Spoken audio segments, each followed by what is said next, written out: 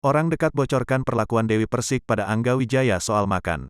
Di tengah kabar Dewi Persik digugat cerai Angga Wijaya, sifat asli sang biduan dangdut kini perlahan-lahan diungkap orang dekatnya. Banyak kabar miring yang menyebut bahwa Dewi Persik digugat cerai Angga Wijaya karena dinilai tidak menghormati suaminya.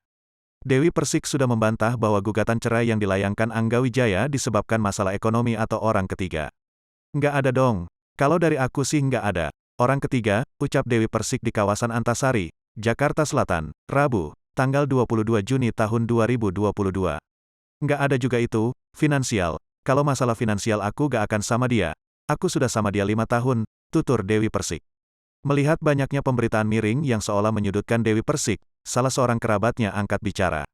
Perempuan bernama Santi Milani itu membantah berbagai isu tak sedap yang menimpa rumah tangga Dewi Persik. Lewat akun Instagramnya, Santi Milani memperingatkan publik untuk tak menciptakan asumsi yang tidak benar terkait perceraian Dewi Persik dan Angga Wijaya. Alangkah lebih baiknya jika mereka mendoakan agar permasalahan Dewi Persik dan Angga Wijaya segera selesai secara baik-baik.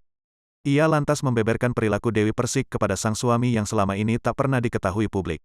Dengan tegas, Santi bantah tuduhan DP tak hormati suami. Setahu saya Dewi Persik sangat menghormati suaminya. Dari cara dia mau makan aja ingat suami, ungkap Santi Milani dalam keterangan unggahannya, dikutip Tribun Lampung, Jumat, tanggal 24 Juni tahun 2022. Contoh nih, saya bikinin bakso dibawa ke rumah dia, si suami lagi nggak di rumah main futsal, nah saya tawari DP makan baksonya, apa jawaban dia? Mbak tunggu sekalian mbak, lanjutnya. Santi Milani mengaku kaget melihat perlakuan Dewi Persik ke Angga Wijaya yang belum tentu bisa ia lakukan. Ia sangat mengetahui tabiat Dewi Persik. Sangat bertolak belakang dengan tuduhan-tuduhan yang dilayangkan publik.